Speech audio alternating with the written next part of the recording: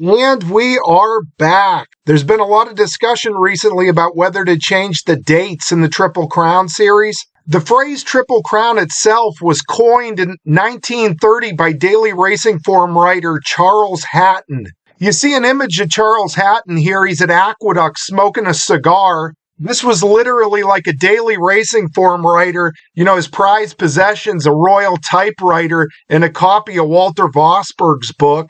So the Triple Crown series was not like some product of like racing marketing or management or racetracks coming together. It was literally like the brainchild of a Daily Racing Form writer. And certainly the series took off in large part thanks to Hatton and his writings. As we discussed in our last video, horses were much tougher and more durable in this era. Here's a look at the past performances for 1941 Triple Crown winner Whirlaway. These are only just his 3-year-old and 4-year-old season. Whirlaway made an incredible 20 starts at age 3 and 22 starts at age 4. His name was Whirlaway, and he was variously described as crazy, stupid, ornery, nervous, and brilliant. You couldn't miss him on the racetrack, his great chestnut tail flowing out behind him as he stormed from the rear. Crazy? Well, in his first race, he ran straight to the outside rail and followed it all the way, and still won. In the Saratoga Special, he almost fell at the start, was last when he bolted to the fence at the far turn, and still won. What could he do if he ever got straightened out? Well, trainer Ben Jones thought he could be a champion.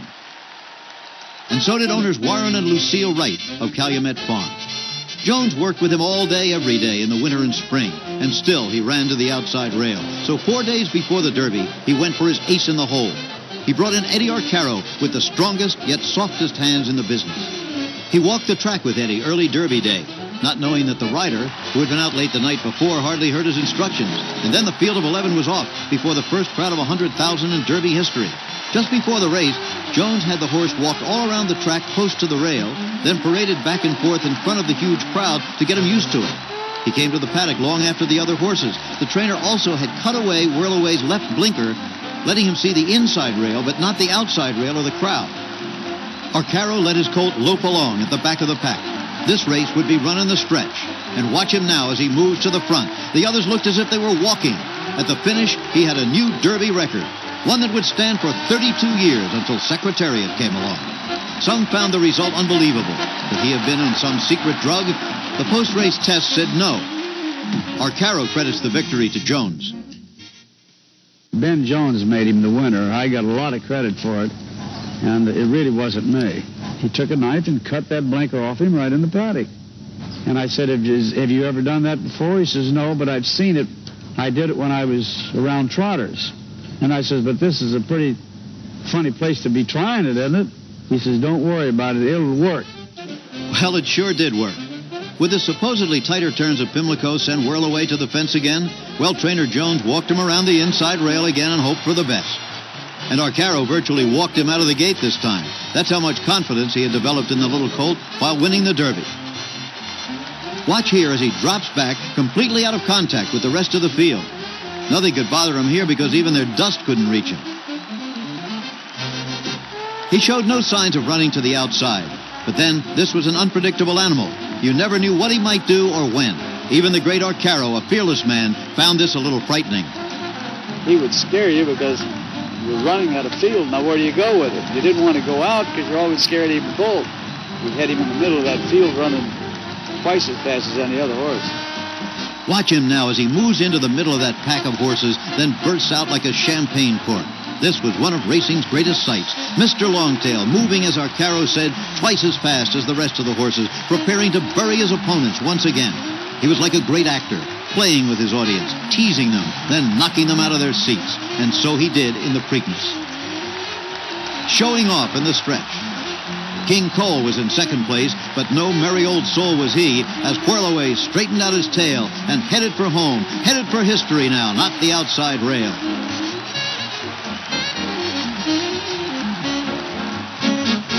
So that was old Whirlaway there, winning the Preakness with his ears up in hand, as easy as can be from way out of it. He went 1.25 miles in 2:01 2/5 in the Kentucky Derby, won it by 8 lengths in hand from 16 lengths off the pace. Come back 1 week later, won the Preakness with his ears up in hand. Just 10 days after the Preakness, when he was entered in an allowance race at Belmont Park, he won that. The horse that was second in that race, Myoland, was that year's champion older male. So he didn't exactly beat some bum in that allowance race. He beat the champion older male of the 1941 season. But even with that allowance win, that left him with still 2 weeks until the Belmont. And Ben Jones didn't take it easy on him. He breezed him May 29th, come right back the next day, breezed him May 30th, 1 1/8 miles. And then on June 4th, 3 days before the Belmont Stakes, he turned in a sensational 1.25 mile work in 2:02 2/5. Here's what they wrote about that breeze in the Daily Racing Form. It says, with his blinkers adjusted and Eads having him under a snug hold all the way, Whirlaway amazed watchholders when he broke at the 1 1/furlong post and put in an 1/8 and 12, 1/4 and 23 and 3, 3/8 and 35, half mile 46 and 4, 5 furlongs in a sensational time of 58 and 3. 6 furlongs in 1:11 and 1, 7/8, 1:24, the mile in 1:36 and 2, 1 1/furlong in 49 and 3, and the 1.25 miles in 2:02 and 2. Says here, old-timers were hard put trying to recall a more impressive work at the 36-year-old Hempstead Turnpike course. That's Belmont Park. While it was noted that the Suburban of 1.25 miles recently won by Your Chance in 2:02 and 3, and that King Cole won the Withers at 1 mile in 1:38 and 1, the work tended also to emphasize Jones' challenge to lead fourth Whirlaway at any hour of the day or night to meet any 3-year-old in the country. Whirlaway came out of the prep apparently in as good a condition as he left his training camp, and he was practically cooled out by the time he got back to the barn. So that's a pretty darn tough horse here, Whirlaway. 20 starts at age 3, 22 starts at age 4, and several of his workout times in between all these races would have won stakes races of that day. He carried 130 pounds a couple times as a 3-year-old, carried 132 pounds as a 4-year-old, carried 130 pounds numerous times as a 4-year-old.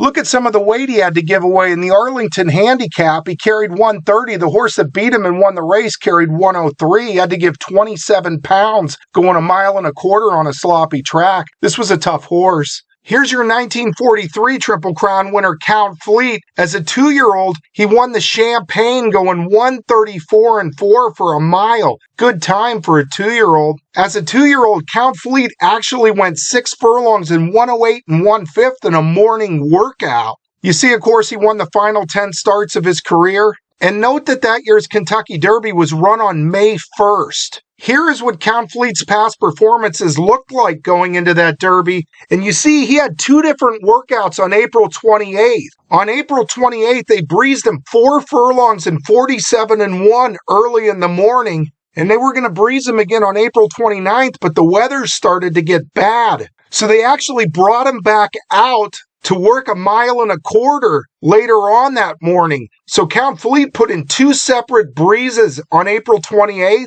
They gave him the day off on April 29th, but he came right back out on April 30th, the day before the Derby, and worked a half in 49. And there are only 30 days in the month of April. So Count Fleet had 3 breezes in the last 3 days of April, and the Derby was May 1st. Can you imagine breezing a horse 3 times in a span of 3 days when their big race is the very next day?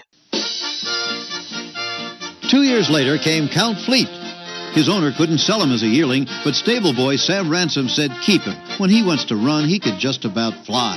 He raced for the wife of John Hertz, founder of Hertz Rent-A-Car, and was trained by a World War I balloon pilot, Don Cameron. Like the stable boy, Johnny Longden begged Hertz not to sell Count Fleet. So it was during the war, you know, and I jumped on my bicycle and ran down to the corner and called him and asked him not to sell him. I said, I think he's a real good colt. He just immature yet, and he was going to sell him for $4,500. Count Fleet was the heavy favorite. His daddy, Ray Count, had won the Derby. Now it was his turn. Number 5. Count Fleet broke quickly from that number 5 hole to take the lead.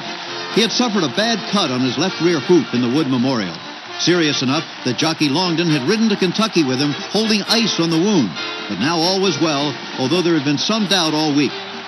A 12-to-1 shot named Gold Shower prompted the pace, while the second betting choice, Blue Swords, was fourth, just behind Slide Rule. But there never was any real question of the outcome. Count Fleet was the class of the field. As they came down the stretch, Blue Swords challenged, but not seriously. The horse nobody would buy as a yearling, the colt who was almost sold for $4,500 as a 2-year-old until jockey Longdon made his plea, had won the Kentucky Derby. Back at the barn, he wore out his hot walker as he always did. This colt seemed inexhaustible.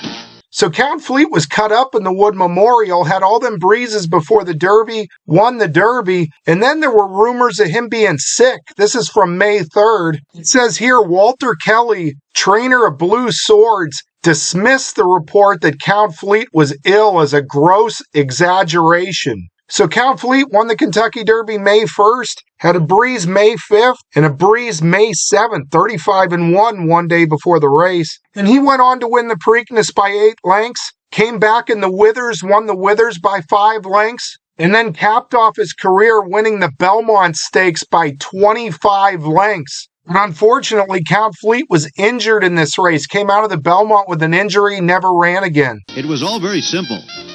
Just let him go. Going into the race, I thought he'd have to fall down to get beat. Then I thought he could get up and win. He was that good. He was just what you'd say was kind of a freak horse. He could do anything. He could go to the front, come behind, and run all day, run in the mud.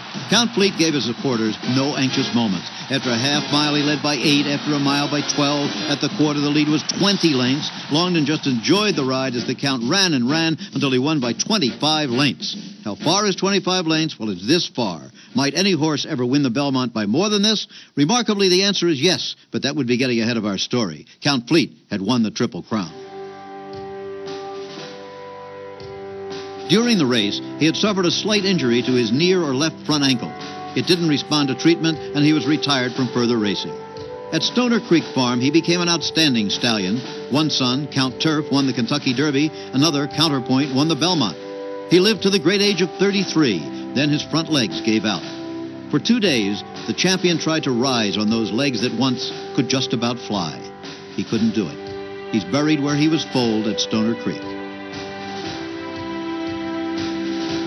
We are now in an era of veterinary science. This is a tweet from longtime trainer Patrick Reynolds. He was the original trainer of Big Brown before Rick Dutrow got his hands on him. He trained some nice grade 1 horses like Peeping Tom and Backseat Rhythm. I gotta be honest, he had a lot of horses with pretty sus names. I mean, Big Brown, Backseat Rhythm, Peeping Tom, Watchmon, but that's beside the point. Anyway, Pat Reynolds says here, the Preakness will eventually be moved to 3 weeks after the Derby. Horses that receive joint injections after the Derby can only run back 2 weeks later, which would make it impossible for the guys who rely on regular, quote, oil changes. So now you got HISA restrictions where you can't do your vet work and run back in 2 weeks. Now in horse racing, there's 2 different types of vets. There's regulatory vets. A regulatory vet is like a vet hired by a racetrack or a racing authority. They'll do like pre-race checks to make sure a horse is sound. They got to pass each horse's soundness before they can run. Or a regulatory vet might draw blood, they'll do the scan. But there is also another class of vet, like a private practice vet. And these vets and their vet work they do, very, very important in modern racing. Think back to the year 1996 and trainer Patrick Byrne. So you see the statistics here for trainer Patrick Byrne. In 89, he was 2 for 58. 1991, 3 for 56. Had a couple of good years in 92 and 93. But wasn't exactly setting the world on fire in 94 and 95. Just a 10% trainer in 95. But take a look at this 3-year stretch here from 96 to 98. Patrick Byrne won at 31% in 96, 36% in 97, 38% in 98. This 1997 training season for Patrick Byrne was one of the most remarkable training seasons of all time. He trained a horse named Favorite Trick, who was voted Horse of the Year as a 2-year-old. Only Native Dancer and Secretariat had done that before Favorite Trick came around in 97 for Pat Byrne. He also trained Countess Diana, who was the 2-year-old champion filly that year. And Patrick Byrne's spring meet at Churchill Downs in 1997 was the greatest meet I've ever seen a trainer have anywhere.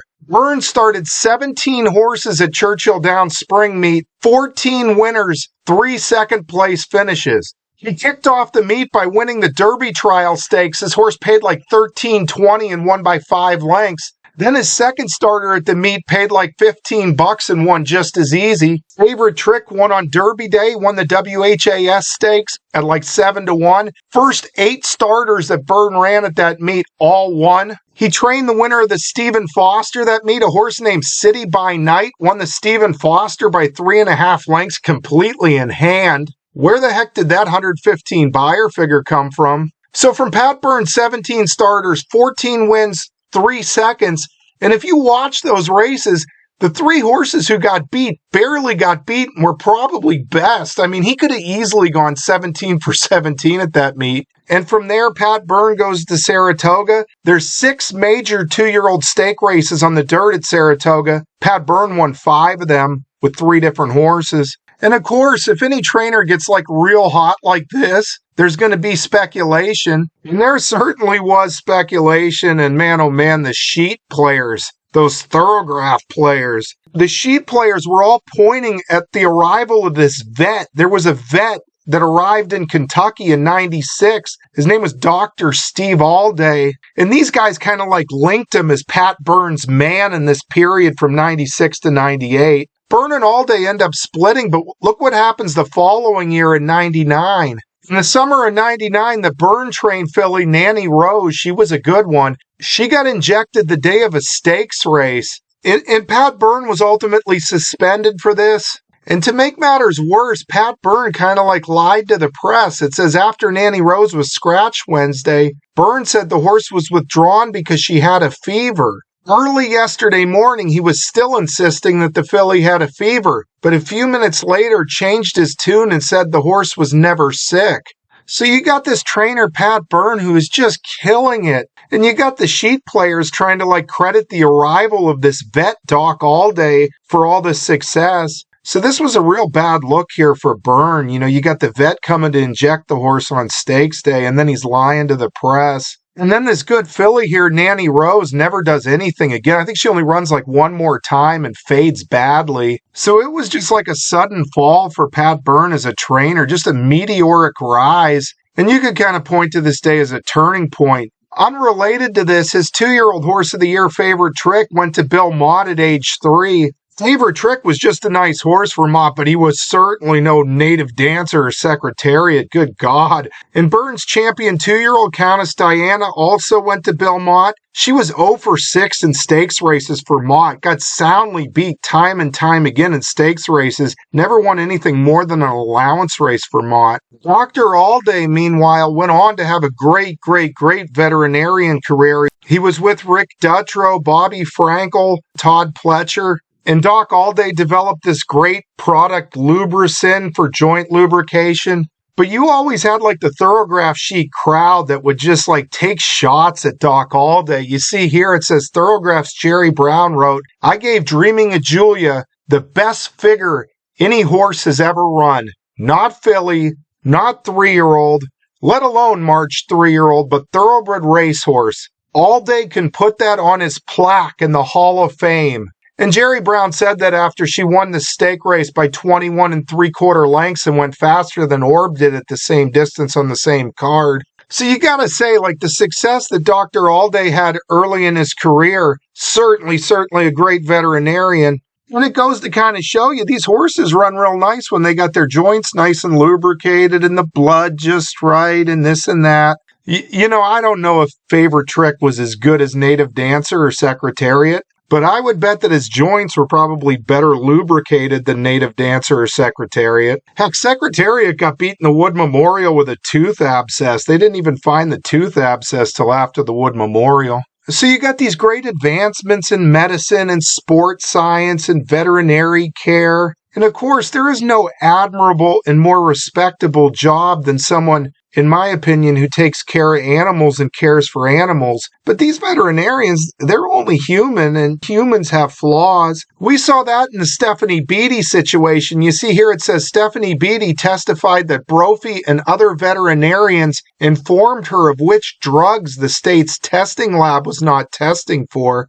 And this is what Stephanie Beatty's trainer profile looked like here. She was certainly a sharp trainer. 26% wins, $2.42 ROI. Warren Buffett and Charlie Munger, that's the Berkshire Hathaway people, Warren Buffett, Charlie Munger, they'd be jealous of this. I mean, they would be jealous of the ROI that you got from gambling on all of Stephanie Beatty's horses. And Stephanie Beatty had a boyfriend named David Wells, who was also a trainer. Look at David Wells' statistics. The guy won 37%, 45.5% profit per dollar bet on his horses. He claimed some cheap horse named Rapid Redux and won like 20 races in a row with it. Broke like Citation and Cigar's record. They gave him like this Vox Populi award. They should have given that award to the veterinarian Brophy. So these private veterinarians who do all this work on all these horses, I'm sure they're wonderful, wonderful people, pretty much all of them, I would bet, but they still are human, and there's always that submerged tenth, there's always that submerged tenth. What the heck, in my early years as a jockey agent, I rode some horses for a trainer. His son was a great vet, but his son got ruled off for 20 years in Indiana. So his son would come by to see the father once a year, and he would do vet work on the horses when he'd come. And I kid you not, these horses would all improve like 8 to 15 points, just flat out improve 8 to 15 points. And you'd see this and it'd be like, wow, this vet work, man, I need to get my ankles lubricated. I need to get my, tap this, block this, get me right. But no, we kid the vets. They're all great people. They all do wonders for racing. We're so lucky to have all these wonderful private vets. Then you get like the grumpy trainer who complains that like all the trainers now are over reliant on the vet. He'd get in a bad mood and he'd tell you that none of these other trainers would know what they were doing if they didn't have the vet. But there's always going to be a bad apple or two. We love our private vets. They're all great. Dr. Allday, everyone except for those goofballs on the Thoroughgraph message board think he was a great vet. He's on, Steve Vick's show all the time. Seems like a heck of a nice guy, has a great product. But anyway, back to the Triple Crown. And of course, Charles Haddon was a great writer, did wonders for racing by coining the phrase Triple Crown. We love the Triple Crown series. The Triple Crown series is phenomenal. But the realities of the modern game have completely changed. I wrote this back in 2019. I'd like to see the Triple Crown series become like a 5-leg series. Run the Derby the first Saturday in May. Then you give all these great veterinarians enough time to come back in 4 weeks. Then the vets have 4 more weeks to get them ready for the Belmont. Then you go to the Haskell at the Jersey Shore, and finally the Travers at historic Saratoga. Make it a 5-leg series. Maybe you could do like a point system, incentivize horses to run in the series. And man, oh man, how exciting would it be if a horse sweeps the first 4 legs and is alive going into the Travers? No horse has actually ever won all 5 of these races. Whirlaway is the only one to win the Kentucky Derby, Preakness, Belmont, and Travers. Bob Baffert's point given was too close to the pace in the Derby, but he swept through these other races. Wouldn't it be something special if a horse wins all 5 legs of this? And these are some great tracks and great old sites. You got the Derby at Churchill, the Preakness, Pimlico. Hopefully they rebuild it. The Belmont Stakes at brand new Belmont Park. The Haskell on the Jersey Shore at Monmouth. The Travers at historic Saratoga. Heck, just last year, Journalism ran second in the Derby. Journalism won the Preakness. Journalism answered the bell and the Belmont run second there. Journalism won the Haskell. And Journalism stayed home and ran in the Pacific Classic out west, but the Pacific Classic was right around the same time as the Travers. So certainly it might be a tough ask for a modern horse to run in all 5 races, but it can be done, and we want tough horses. We want tough horses. Don't make it too soft. This would be such a great series, and man, oh man, if one horse could sweep these 5 races, win the series, how much fun would that be in the Travers? And it's a tough little series. Maybe you got a horse that can't go 1.5 miles. He could take the extra weeks and point to the Haskell. It'd be a real challenge to win this series. But anyway, I am not Charles Hatton. I'll be the first to tell you, nowhere near the class of Charles Hatton. And certainly I ain't got the platform of Charles Hatton either. Everyone read the form back then, and he was such a great writer. And, he just kind of willed the Triple Crown series into existence. And I'd love to see the series continue to exist, but the realities of racing just make that impossible right now. It's got to be changed. So there it is. This is my idea of what I think a great series would be. You can call it the Pentagon Crown instead of the Triple Crown. This probably won't happen, but if it does, I think it would be just great, phenomenal if it does. I hope you enjoyed it, and thank you for watching.